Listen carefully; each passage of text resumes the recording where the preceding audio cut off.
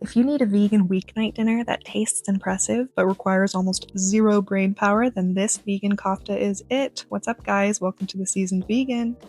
Everything goes into one bowl, everything gets shaped and then pan fried, and it's done in under 20 minutes. No complicated steps, no fancy techniques, just bold, spiced, protein-packed comfort food.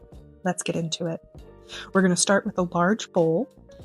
And trust me, this is one of those recipes where we're just keeping it simple. Everything's going to go in at once, as in like your plant-based protein, your spices, your garlic, your herbs. Just don't overthink it.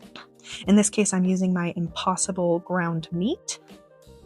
And then I've got my onions. Now here's a tip for you. If you're not a fan of raw onions or raw garlic, go ahead and cook up your onions and garlic first if you need to. If not, then just throw everything in one bowl like me.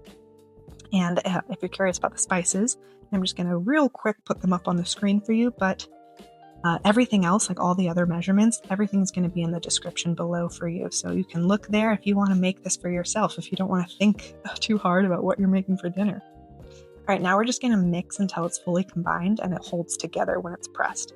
You want it to be cohesive, but not wet. So if it feels too soft, like just let it sit for a little bit and it'll firm up as all the ingredients hydrate and stuff and kind of hold together. So yeah, you can put a glove on if you need, get in there with your hands, up to you. But that's what it's going to look like when it's all mixed together. Bada boom, bada bang. So easy. All right, now we're going to scoop out a portion and shape it into like a little small log. You could also do a patty if you want. Traditionally, these are made on skewers over a grill, but I don't have a grill, so I'm going to do it on my stovetop, just in these simple log forms. Also, they don't need to be perfect. Rustic is good here. Just make sure that they're compact so that they hold their shape while they're cooking in the pan. So just go ahead and use your hands and give it some love, whatever shape you want. It doesn't really matter. We're just going for a quick dinner here.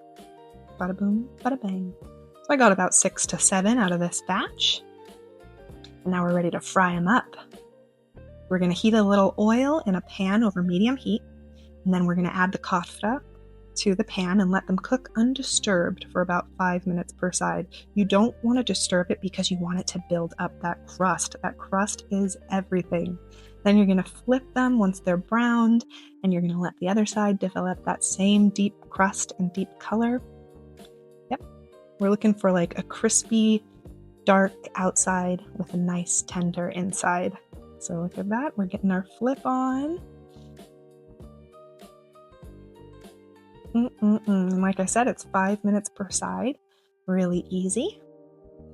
And when they release from the pan easily, that's how you know that they've got that crust on both sides.